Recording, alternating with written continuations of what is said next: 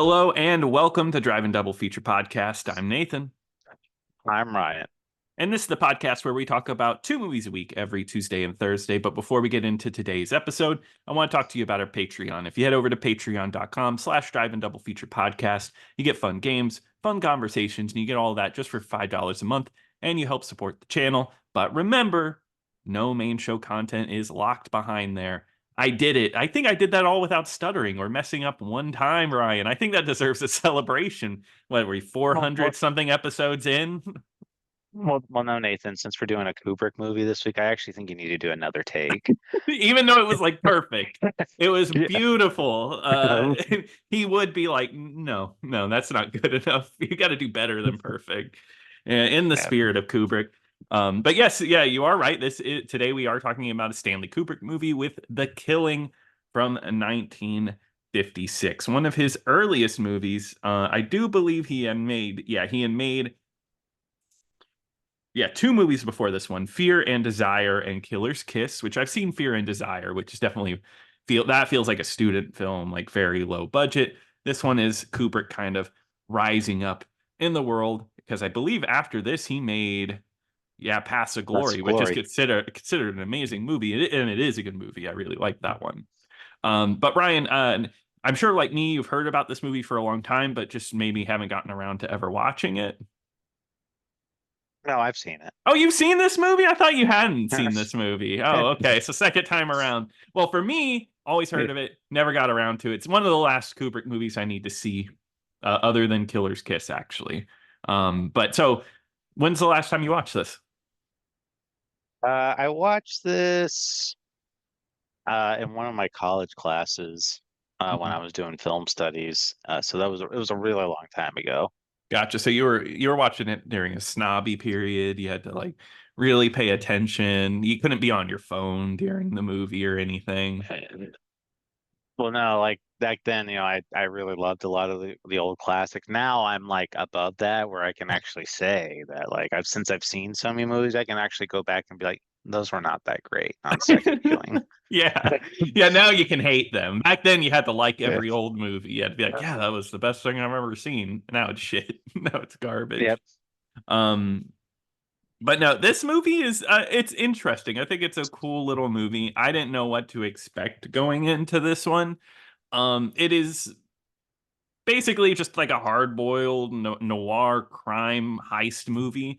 Does a lot of weird things for especially the mid 50s. It pushes a little more boundaries than I was expecting. So you get to see a whole group of people getting together planning to rob a horse track, which is not going to be the last time we're going to see that from a movie this week. um, but it is about the setup. And at the core of all this is Johnny, played by Sterling Hayden. Which is funny if you read about the history of this movie. Stanley Kubrick was with United Artists and was really pushing to, or really wanted to make this movie, and they were like, okay, we'll let you make it if you get a really big star attached to be in it. And then he gets Sterling Hayden, and then UA UA was like, um, Ooh. okay. Yeah, exactly. And they all were like, okay, we're only going to give you like half of what we were going to give you. And I guess one of the producers put like 20,000 towards this movie, which I think is really funny. But we get to see Johnny's life. He has, I'm guessing it's his wife, girlfriend. Yeah. He's got a girl. He's got a girl. And everybody seems to have something that they're working towards, but what makes this heist different is it's not a bunch of criminals. It's a bunch of people from all different walks of life that just need money, that are low on times. They got like an old guy, they got a cop on the team, and then they have like a guy who has quite a wife at home, a very demanding wife that hates him. And that seems to be like more than Johnny. I feel like that's like the core of this movie. There's so much time dedicated to that plot line. Yeah, what a cuck that guy was, right? I mean, he was. I mean, like he was being cheated on. Pretty much. Oh my god, it was so hard to watch because I mean, you feel bad for the guy. He gets home and just wants to tell his wife a story. She's like, "Oh, shut up! Give me a Well, glass. well, Give me a drink." well, like he gets no respect from any of the people in the heist. Mm-hmm. Like, they pretty much treat him like he's like a piece of crap, Mm-hmm. even though like he works as like the teller. So he's the one that has like the most access to the money. So he's like one of the most important parts of this Yeah. heist. Yeah. Because But that's what it is. It's everybody's connected to the track. Well, not everybody, but most people are connected to the track in a way where it can all work together. But go ahead. yeah, it just, like he gets no respect from the gang, and then he goes home, like the one place where he should be able to be treated, decently, and his wife is just like so over him, or is like, ugh, like Like, yeah, I love it. He's just trying to tell the story of this like old cute couple he saw, and she's just like, "Where's the climax of this story? Where's where's the punchline. the punchline? Anything interesting?" And but she is money hungry, so once she gets the hint that he's going to be a part of some type of heist, she starts to be a little nicer to him because she knows she's going to get something out of it. But also she's cheating on him with another man, and then she gives that information to him. So that'll come into play a little bit later into the movie. So and the guys all already from this point things are kind of going bad because she shows up to a meeting with the heist and is just sneaking outside the door, which must have been the dumbest thing you possibly could do. Like, she just being that loud, like shuffling around? Because then she like knock Yeah, on the door or something? she does. Yeah. So stupid. And they almost beat her. They actually slap around her husband, and he almost gets kicked out, but he ends up sticking around. One thing I don't love about this movie, but I think it's just a part of the time, is the narration. And I just don't really like narration in the movie. I think it adds nothing to this movie. I don't think so either. It's very out of place, Hmm. and it's almost like it almost just feel like it's like, oh well, we got to have narration in this like chick type of thing, and Yeah. versus like adding anything to the plot, because the disembodied voice is not even like a character. It's not even somebody being like, Hmm. oh well, this is the heist from my point of view type of thing. It's Hmm. instead it's just a godlike figure, just like, oh yeah, so then they went out here and both. Yeah, but like So in stating the obvious, right? It'd be like 11:59. He gets off the bus and arrives at the bus station. It would be just so like I can see that. Like you don't have to tell me what's going on here. I think maybe it was more to show it. I Oh, appreciated it. I want to be told what's happening on screen at all times. yes, yeah. Like like one of the blind watching a movie for a blind person where it tells you what's going on screen. Yeah, Um like imagine in Parasite, like when the guy's chauffeuring the rich guy and just like, I hate rich people. Like he just has that like in his head, and it's just like, like, sir, I'm driving your car now. Where would you like to I Oh, hate rich people. That would be really funny. I need that. I see, yeah, because I'm not always looking at the screen. Sometimes I'm looking at my phone. So I need that extra, like, hey, this is what's happening. So, I don't have to watch always. Um, that's but like a real thing though. Like they oh, like a lot of movies has been told like you have to start oh or you yeah. have to start narrating what's on the screen so that way people know what's going on while they're looking at their phone. Yeah, it's funny. I mean, this is like a bit of a tangent, but I just watched the movie Frankenstein, and there's a part where Victor Frankenstein, the doctor, he is talking to someone, and they're talking about Frankenstein's monster, but his brother goes, "No, you were the monster." And I was talking to Victor, and I was just like, "Come on, like." And like I don't know if that's bad writing or trying to spell it out to people, but it's like I know what this movie's trying to say. You don't have to spell it out for me. And that's the thing. But We it live in. wasn't but it wasn't Frankenstein, by the way, Nathan. It was actually the monster's doctor. I like that. Frankenstein monsters doctor. That's actually a funny skit. You got something there. um, but yeah, so anyway, going back to this, I think it's more to establish a timeline and to establish how everything has to be timed out, because as we get closer to the track, it's starting to be like, oh, if he's a minute too late, then everything could go wrong. So it's to build some type of suspense. I don't think it works, but I understand why it's there. Um, but yeah, I mean, it's very procedural. It's very just like this is the steps, this is the build up to the crime, and kind of everything that happens in there. And there's something I like about that. I actually really liked the setup and layout of this movie. It it doesn't really have a lot of drama. It's just kind of like very cut and dry, tells you what's going to happen. And it reminds me a lot, and I personally wouldn't be surprised if the Coen brothers really liked this movie because of how like it doesn't have a big idea. There's not like a lot of big parts. And once you get to the ending is very much a downer and just kind of like, uh, I guess it's not what you would expect from this movie, which I can appreciate that.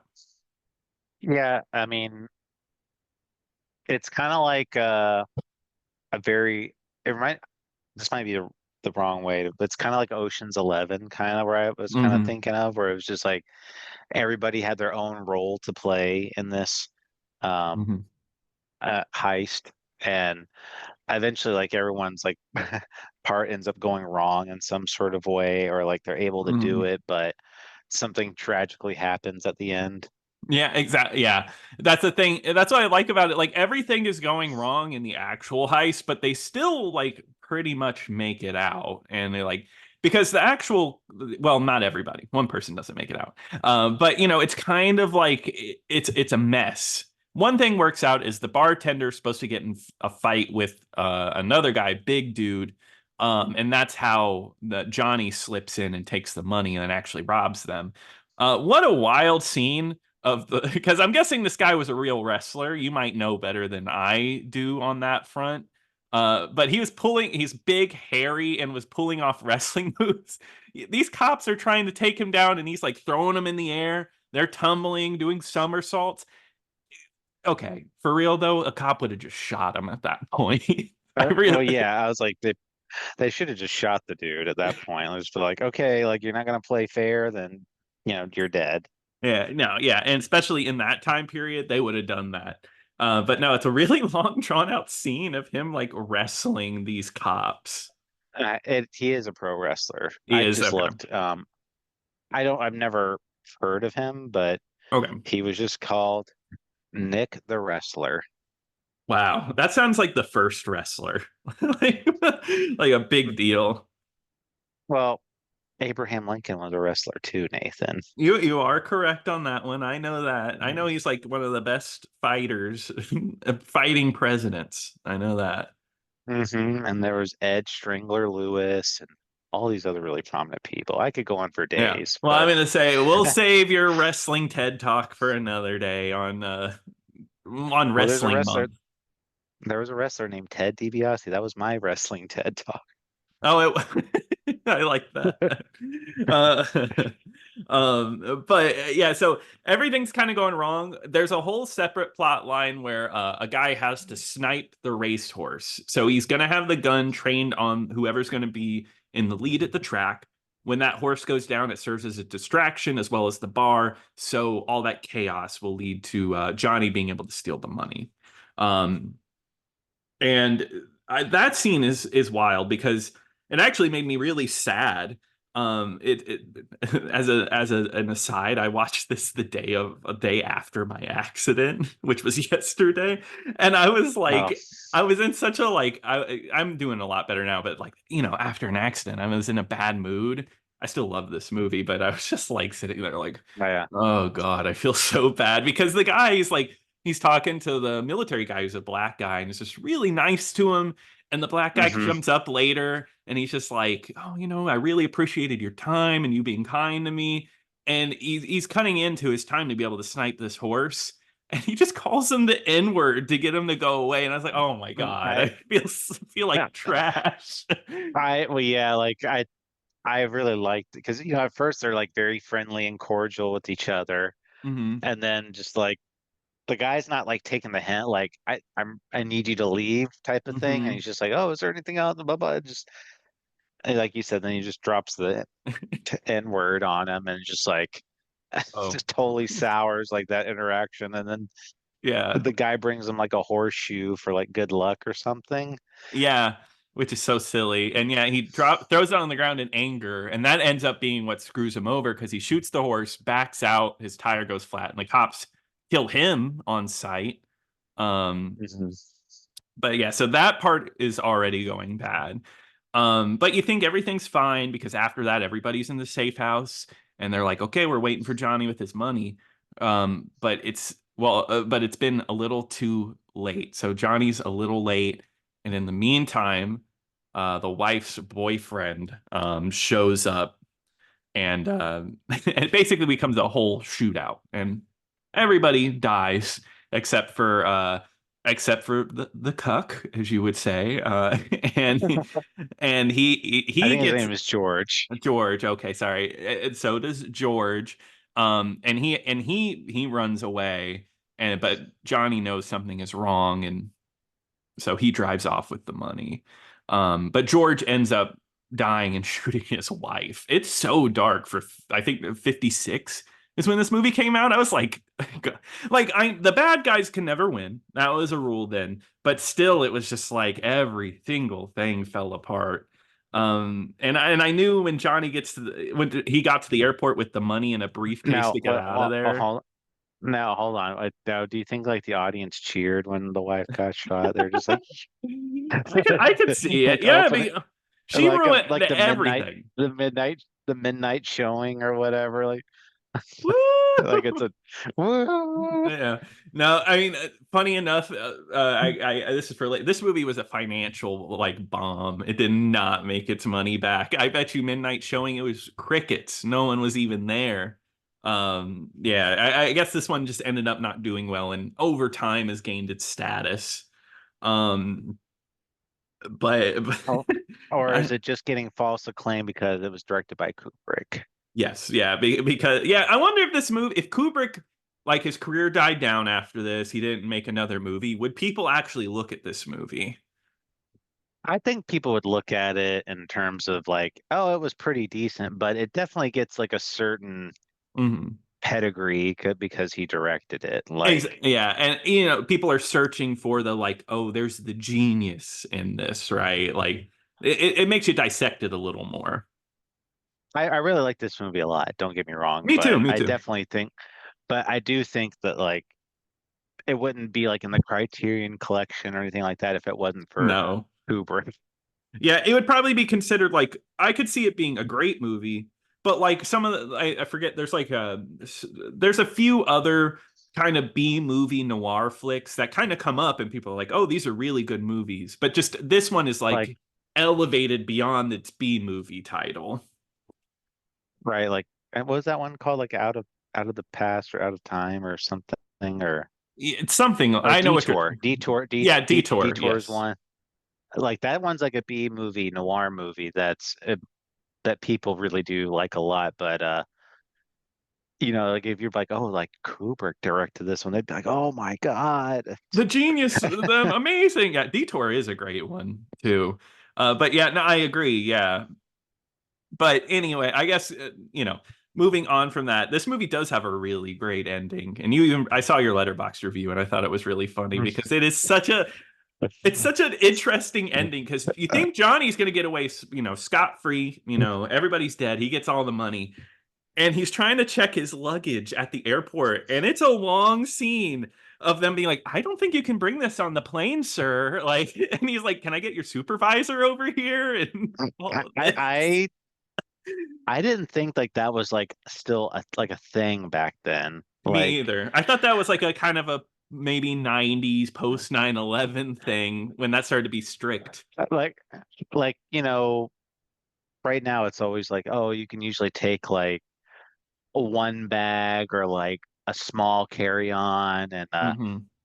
and a small personal bag or something like that. So basically it's either like one big bag you can take as a carry-on or like two small bags. And this one it was like the same deal. Like, oh, this bag's too big for a carry-on, so you're gonna have to check it. And I'm just like, and they even made the suggestion of like, oh, well, maybe you could take some of the contents out and put it into some of your smaller bags. like, Yeah, because that like, yeah like that they like that That's what they would say now. Like if you're in like an airport, they're like, "Oh, why don't you take some of your stuff out?"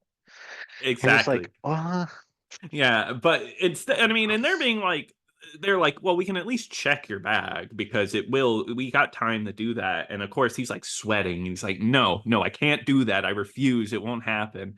But he eventually does let that happen. And it seems to go fine. But there's an accident on the tarmac, and all of the money flies out of the briefcase, and it's all gone right in front of Johnny. And it's a really like just like sour moment. After all of this, it meant nothing. And I kind of love that for this movie. it's a neat ending." Yeah. Did the suitcase break like or like the front part, or did it just pop open? I honestly, thinking back now, I don't remember, but I think it might have just popped open. I couldn't put like a lock on that luggage or something. I Like it mean, just he bought it at a pawn shop, right? It could have been a crappy suitcase.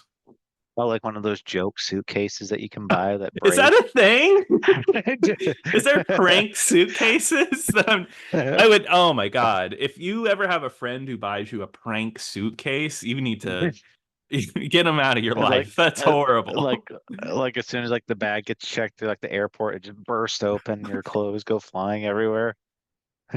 Just, yeah, oh my God. Yeah. And your friend is like, hey, take this suitcase to the airport on your trip. Dumbass.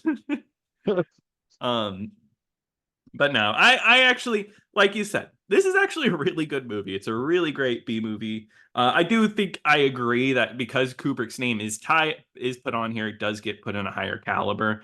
But honestly, looking at his filmography, everything he did, I would say, yeah, every movie that he made after this is better than this movie. But it's still like a really neat piece of like his early history, and I think it's a really solid noir flick. I do too. Very good. It's a it's a neat movie. It's a very easy runtime. It's sub 90 minutes, Yeah. so it's a very easy watch. So I would highly recommend something like this. Yeah, and I can totally recommend it too. But Ryan, remind us, what are we covering on Thursday?